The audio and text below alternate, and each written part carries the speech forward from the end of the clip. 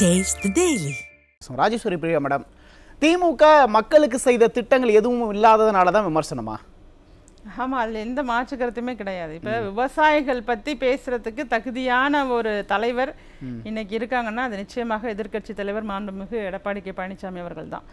ஏன்னா இப்போ ஈரோட்டில் போய் என்ன திட்டம் கொண்டு வந்தாங்கன்னு கேட்குறது, அப்போ அவருக்கு எதுவுமே தெரியலைன்னு தான் நம்ம நினச்சிக்கணும். திரு மு.க. ஸ்டாலின் அவர்களுக்கு அவர் எங்கே இருக்காரு, எந்த உலகத்தில் இருக்காரு அப்படிங்கிறதே புரியலை. அத்திக்கடவு அவிநாசி திட்டம் வந்து 80% சென்ற ஆட்சியிலே நிறைவு பெற்று விட்டது.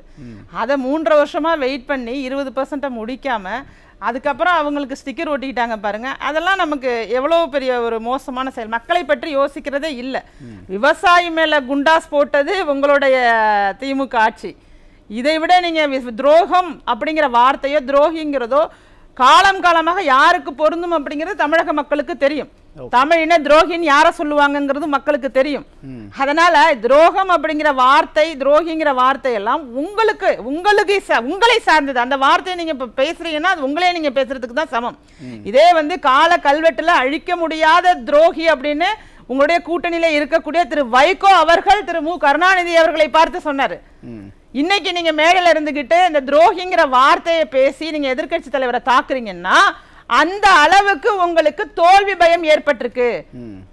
தாழ முடியாத தோல்வி பயம். என்னடா பண்ண போறோம், எப்படா நம்ம வந்து என்ன பேசுறதுன்னே தெரியாம ஒரு பயத்திலையும் பதட்டத்திலையும். ஏன்னா 4 ஆண்டுகள் மக்களோட மக்களை மடைமாற்றணும். ஏன்னா 4 ஆண்டுகள் 3 மாதம் ஆட்சி செய்த எதிர்க்கட்சி தலைவர் செய்த திட்டங்கள் இருக்கு பாருங்க. இன்னைக்கு நாம பேசினாலும் 2 நாளைக்கு மேல திட்டங்கள் பெயரே சொல்ற அளவுக்கு திட்டங்களை தமிழகத்துல செய்திருக்கிறார். ஆனால் நீங்க சொன்னது போல ஏதாவது ஒரு திட்டம் திமுக சார்பில் விவசாயிகளுக்கே வருவோம். விவசாயிகள் பத்தி பேசுறாருல்ல, விவசாயிகள்கிட்டே வருவோம். ஏதாவது ஒரு புதிய திட்டம் விவசாயிகளுக்காக நீங்க செஞ்சிருக்கீங்களா? நான் சொல்ல முடியும். சென்ற ஆட்சியில ஏசியாவிலேயே பெரிய சேமிப்பு கிடங்கு நாகை மாவட்டத்திலையும் திருவாரூர் மாவட்டத்திலையும் திரு எடப்பாடி கே பழனிசாமி அவர்களால் திறக்கப்பட்டது. நீங்க என்ன செஞ்சீங்க? இப்ப சகோதரர் சொன்ன மாதிரி ஒரு விவசாயம்னா என்னன்னு உங்களுக்கு தெரியாது, விவசாயிக்கு எந்த காலகட்டத்தில் என்ன தேவைன்னு தெரியாது. டெல்டாக்காரருக்கு விவசாயத்தை பத்தி எதுவும் தெரியாதுங்களா? எங்கங்க அவரு நீங்க வேணாலும் நேர்ல போய் கூட யாராவது விட்டு கேளுங்க. விவசாயம்னா என்னன்னு அவருக்கு தெரியாததுனாலதான் இந்த அத்திக்கடவு அவிநாசி திட்டத்தோட பயன்கள்லாம் அவருக்கு தெரியாததுனாலதானே என்ன செஞ்சாங்கன்னு கேட்கிறாரு. வறட்சியாக நீங்க கேட்டது சுவாரஸ்யமா எனக்கு அந்த பழைய ஞாபகம் வந்தது. பதநீர் ஒரு அம்மா கொடுப்பாங்க, பதநீர் குடிச்சிட்டு சீனி போட்டிருக்கீங்களா அப்படின்னு கேட்பாரு. அதான் விவசாயம்னா அதான் அந்த அளவுக்கு மிக மோசமான ஒரு பூஜ்யம். விவசாயத்துல பூஜ்யத்துல இருக்காரு. அவருடைய மைண்டுங்கிறது பூஜ்யத்துல தான் இருக்கு. அவருக்கு தெரிஞ்சது எல்லாமே சினிமா, சுற்றி உள்ளவங்க சொல்றது, இதை வைத்து பேசுறது, இதன் அடிப்படையில் விளம்பர அரசியல், அந்த ஏதாவது ஒண்ணு வந்து நம்ம பேசணுங்கிறதுக்காக பேசுறது, இந்த மாதிரி பேசி கீழ்த்தரமான ஒரு அரசியலை ஏன் செய்யறாங்கன்னா திட்டங்கள் ஒண்ணுமே மக்களுக்கு செய்யல. வந்து ஒரு 3 திட்டத்தை திரும்ப திரும்ப சொல்லுவாங்கல்ல, நாங்க 1000 ரூபாய் கொடுத்தோம், இலவச பேருந்து கொடுத்தோம். இந்த 2-3 திட்டங்களை வச்சே மக்கள்கிட்ட ஓட்டு வாங்கிடலாம் அப்படின்னு தப்பு கணக்கு போடுறாங்க. இன்னைக்கு விலைவாசி உயர்வு எங்க போயிருக்கு, இன்னைக்கு நடுத்தர மக்கள் எவ்வளவு அவஸ்தைப்படுறாங்க. ஒரு கேஸ் சிலிண்டர் மானியம் தருவேன்னு சொன்னீங்க, நீங்க கொடுத்தீங்களா? மானியத்தை கொடுத்தீங்களா? இல்ல நீங்க கொடுத்த வாக்குறுதியில எதையாவது நிறைவேற்றினீங்களா? கொஞ்சம் கூட கூச்சமே இல்லாம நாங்க 98% நிறைவேற்றிட்டோம், 97% நிறைவேற்றிட்டோம்னு சொல்றீங்களே. உங்க கூட்டணி கட்சியிலே சொல்றாங்க, கணக்கு தெரியாம சொல்றாங்கன்னு. கம்யூனிஸ்ட் கட்சியில தங்களால எதுவும் முடியாதனாலதான் எதுக்கு எடுத்தாலும் எதிர்கட்சி தலைவர் கேட்டு வாங்கி தரட்டுமே, எதிர்கட்சி தலைவர் செய்யட்டுமே அப்படின்னு தானே முதலமைச்சர் சொல்றாரு. அது அவங்களோட திமுக அரசோட இயலாமையை தான் அப்ப காட்டுது. நம்ம புரிஞ்சுக்க வேண்டியது. அதை விட ஒரு பெரிய நகைச்சுவை என்னன்னா, டெல்லிக்கு போறதுக்கு கார் ஏற்பாடு பண்ணி தராராம் பாருங்க. இங்கேருந்து டெல்லிக்கு கார்ல போகணுமா? அந்த அந்த அந்த புரிதல் கூட இல்ல. ஒரு அட்லீஸ்ட் ஒரு ரயில் ஏற்பாடு பண்ணி தரேன்னு கூட சொல்ல தெரியாத அளவுக்கு கார்ல அனுப்பி வைக்கிறேன்னு சொல்றாருன்னா அவருடைய நாலேஜை பாத்துக்குங்க. அப்ப அந்த அவருக்கு வந்து எல்லாமே வந்து எதிர்கட்சி தலைவர் செய்யணும்னு சொன்னா ராஜினாமா செஞ்சுட்டு போங்க. எதுக்கு நீங்க பதவியில இருக்கீங்க? நீங்க ஒரு விஷயம் பண்ணிருக்கலாம். என்ன பண்ணிருக்கலாம்? எந்தவித இதுவும் இல்லாம, எந்த ஏற்றத்தாழ்வும் பார்க்காம நீங்க ஒரு கோரிக்கையா எழுதி நீங்க திரு மாண்புமிகு எதிர்கட்சி தலைவர்களை நேரடியா சந்திச்சு நீங்க ஒரு பொற்கால ஆட்சி தந்தீங்க. உங்க ஆட்சியின் போது இந்த மாதிரி குறுவை நேரத்துல வந்து 22% ஈரப்பதத்துக்கு நீங்க அனுமதி எல்லாம் வாங்கி கொடுத்திருந்தீங்க மத்திய அரசுட்டேந்து. என்னால முடியல, நான் கடிதம் எழுதினேன், ஆனா என்னால முடியல. நீங்க தயவு செய்து நீங்க போயிட்டு நீங்க இந்த கோரிக்கையை நிறைவேற்றி கொடுங்க விவசாயிகளுக்காங்கன்னு நீங்க மனு கொடுத்துருக்கலாமே. அப்படியேதான் அர்த்தம். நீங்க அப்ப நீங்க உங்களுக்கு தகுதி இல்ல, திறன் இல்ல. எந்த காலகட்டத்துல நீங்க கடிதம் போடுறீங்க? காலம் முடிஞ்ச பிறகு அங்க இதெல்லாமே மூடி கொள்முதல் நிலையங்கள்லாம் மூட ஆரம்பிச்சு இந்த மூடி இருக்கிற சமயத்துல போய் நான் கடிதம் எழுதுறேன் அப்படின்னா அது என்ன அர்த்தம்? ஜூலை மாதம் மேற்கொள்ள வேண்டிய பணியை உங்களுக்கு யாரும் சொல்லி தரல. எல்லாம் கண்கட்ட பிறகு சூரிய நமஸ்காரம், எல்லாமே பாதிப்பு அடைந்த பிறகு பாதித்த பிறகு நாங்க இருக்கோம் அப்படின்னு காமிச்சுக்கிறது. அதற்கு என்ன சொல்லிடுவாங்க, எங்களுக்கு மத்திய அரசு இருந்து வரல. அவர்களுடைய ஃபார்முலா ஒன்னே ஒண்ணுதான், வேண்டுமென்றே அரசியல் செய்து கொண்டு மக்களை வஞ்சிக்கிறது மட்டும்தான் திமுகவுடைய ஆட்சி. இல்ல இப்ப திமுகவுக்கு ஒரு தோல்வி பயம் வந்திருக்கு அப்படின்னு சொன்னீங்க. இப்ப அதிசார சொன்னாரு, நீங்களும் சொன்னீங்களா, அந்த தோல்வி பயம் திமுகவுக்கு எதனால வந்திருக்கு? அவர்களுடைய ஆட்சியில சட்ட ஒழுங்கு சிரிப்பா சிரிக்குது, சந்தி சிரிக்குதுங்க. தினம் ஒரு கொலை, அதுலயும் குறிப்பா பெண்களுக்கு எதிரான குற்றங்கள் அப்படிங்கிறது நாளுக்கு நாள். இன்னைக்கு கூட பள்ளிக்கூடத்துக்கு போற வழியில ஒரு ஆசிரியை வெட்டி கொலை பண்ணிட்டாங்க. 2 வாரத்துக்கு முன்னாடி ஸ்கூலுக்கு போன +2 படிக்கிற பொண்ணை கொலை பண்ணிட்டாங்க. போன வருஷம் வகுப்பறைக்கே போய் ஆசிரியையே கொலை பண்ணிட்டாங்க.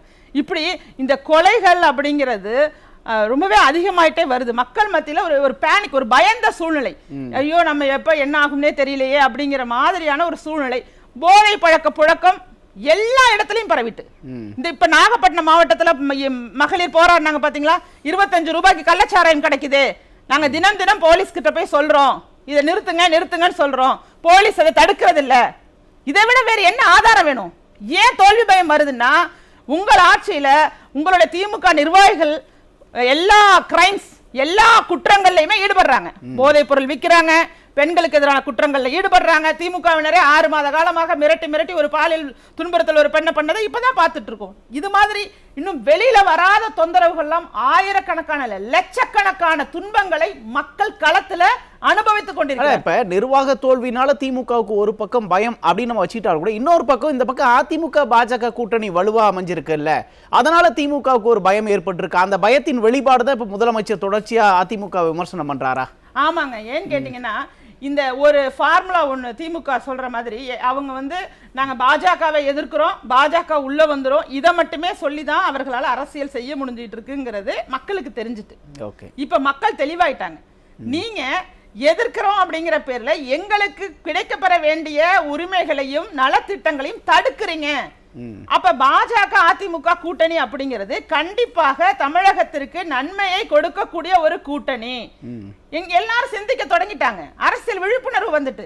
அந்த அரசியல் விழிப்புணர்வு வந்ததுனால இந்த கூட்டணி சரியான கூட்டணி, கண்டிப்பா மக்களுக்கு நல்லது நடக்கும். துறைவாரியாக, எல்லா துறைவாரியாகவுமே எல்லோருமே சொல்றது இதுதான்.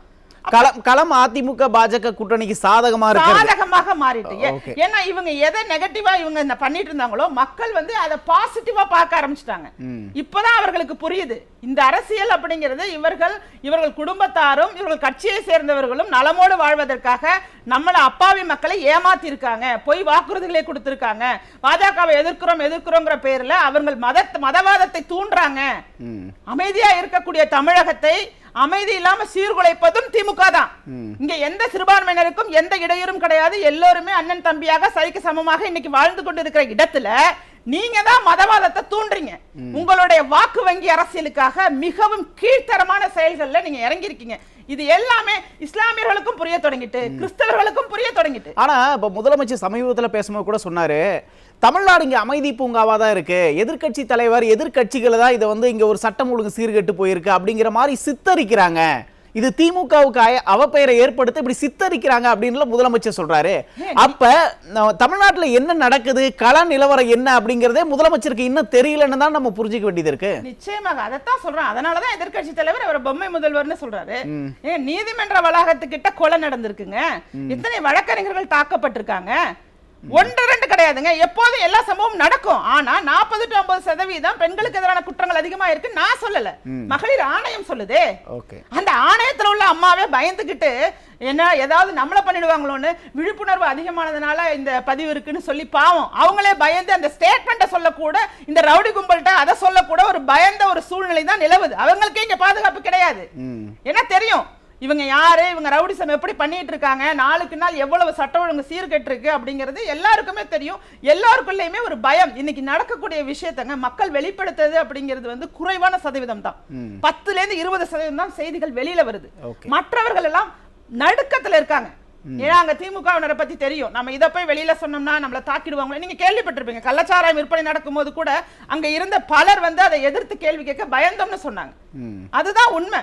மரக்காணத்துல நடக்குது, நடந்து முடிஞ்சு ஒரு 8 மாசம் 9 மாசத்துல ஒரு மிகப்பெரிய அளவுல ஒரு 70 பேர் 80 பேர் இறந்து போறாங்க கள்ளக்குறிச்சியில. அப்ப யார் காரணம்? சட்ட ஒழுங்கு சீர்கடல அப்படின்னு இவர் பேசுறாருன்னா மக்கள் எப்படிங்க சும்மா? ஆனா மேம் நம்ம இன்னொரு விஷயம் பார்க்கணும். என்னதான் இப்ப திமுக அரசு அதிமுக மீது விமர்சனங்களை வச்சாலும் கூட நம்ம களத்துல பார்த்தோம்னா இப்ப விவசாயிகள் மழையில வெள்ளத்துல பாதிக்கப்படும் போது எதிர்க்கட்சி தலைவர் அங்க போய் நிக்கிறாரு, அவங்களுக்கு என்ன பிரச்சனைன்னு கேட்கிறாரு. ஆனா ஒரு முதலமைச்சரா இருக்கவர் களத்துக்கே போகல அப்படின்னா இது நம்ம எப்படி உண்மையிலே திமுக அரசுக்கு மக்கள் நலன் அப்படிங்கிறது சுத்தமா இல்லைன்னு தான் நம்ம புரிஞ்சுக்க வேண்டியது இருக்கு. இதுல என்ன டெல்டா மாவட்டத்துல விவசாயிகள் சொல்றாங்க, இந்த ஆட்சி காலம் இந்த 4 ஆண்டுகள்ல நாங்க இந்த உர தட்டுப்பாடா இருக்கட்டும், மழை காலத்துல நாங்க படுற லாஸா இருக்கட்டும், இது எல்லாமே நாங்க ரொம்பவே அதிகமா அனுபவிக்கிறோம். விவசாயத்தை விட்டு நாங்க விலக வேண்டிய ஒரு காலமாகத்தான் இந்த ஆட்சி இருந்திருக்கு. இதே சென்ற ஆட்சியில என்னென்னலாம் நன்மைகள் செஞ்சாங்கிறத தெளிவாக சொல்றாங்க. அவர்களுக்கு கிடைக்கப்பட்ட நன்மைகள் எல்லாமே சொல்றாங்க. இந்த உர தட்டுப்பாட்டுக்கு நீங்க மத்திய அரசோட லிங்க்ல இருந்தாலும் அங்க ஒரு மிஷின் இருக்கும், அதுலதான் அவங்க தான் மெசேஜ் அனுப்பணும். அப்ப அதிகாரிகள் ஒழுங்கா இல்ல. இங்க அதிகாரிகளும் இவர்கள் ஆட்சியில சுத்தமாவே எப்படி செயல்படுறாங்களா அல்லது இவர்களுக்காக மட்டும் செயல்படுறாங்களா, பல்வேறு விதமான ஊழல்களுக்கு உறுதுணையா இருக்கிறாங்க.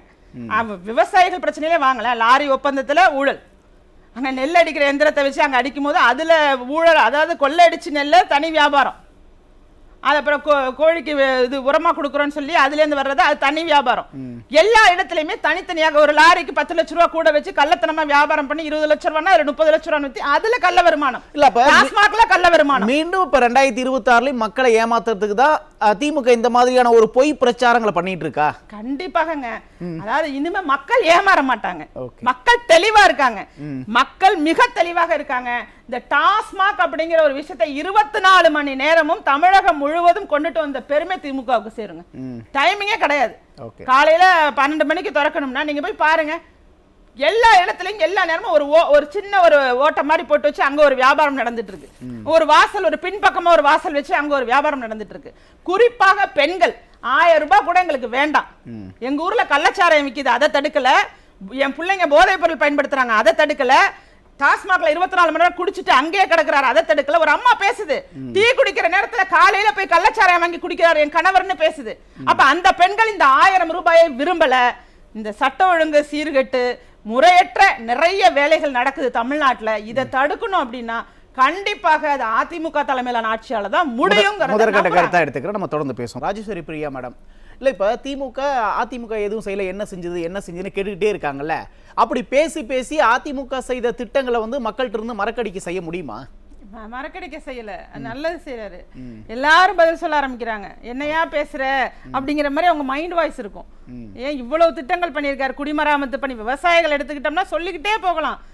பாதுகாக்கப்பட்ட வேளாண் மண்டலம், குடிமராமத்து பணியா இருக்கட்டும், ஒவ்வொரு இடத்துலயுமே முத்திரை பதிச்சுட்டாங்க. ஒவ்வொரு துறை வாரியாகவும் மாணவர்களுக்கு 7% இடஒதுக்கீடா இருக்கட்டும், எல்லா துறைகள்லயுமே அவங்களுடைய திட்டங்கள்ங்கிறது மிக பெரிய அளவுல இருக்கு. அப்ப அதை நினைவூட்டுறாரு. இப்ப இவர் நினைச்சிட்டு இருக்காரு அது நம்ம நெகட்டிவா கொண்டுட்டு போறோம்னு. இது அப்படியே அதிமுகவிற்கு பாசிட்டிவா தான் அவர் எடுத்துட்டு போயிட்டு இருக்காரு. ஈரோட்ல போயிட்டு கொங்கு மண்டலத்துல போயிட்டு இவர் நீங்க என்ன செய்தீர்கள்னு கேட்டா அங்க உள்ள ஒவ்வொரு சாமானியர் கூட, அரசியலை சாராதவர்கள் ஒரு பொதுமக்கள் ஒருத்தரை கூப்பிட்டு கேட்டா கூட சொல்லக்கூடிய அளவுக்கு திட்டங்கள் அங்க இருக்கு. அப்படி இருக்கும்போது இவர் பேசுவது ஒரு அரசியலுக்காக, ஒரு நகைச்சுவைக்காக அல்லது காழ்ப்புணர்ச்சி அரசியலை செய்யறாரு.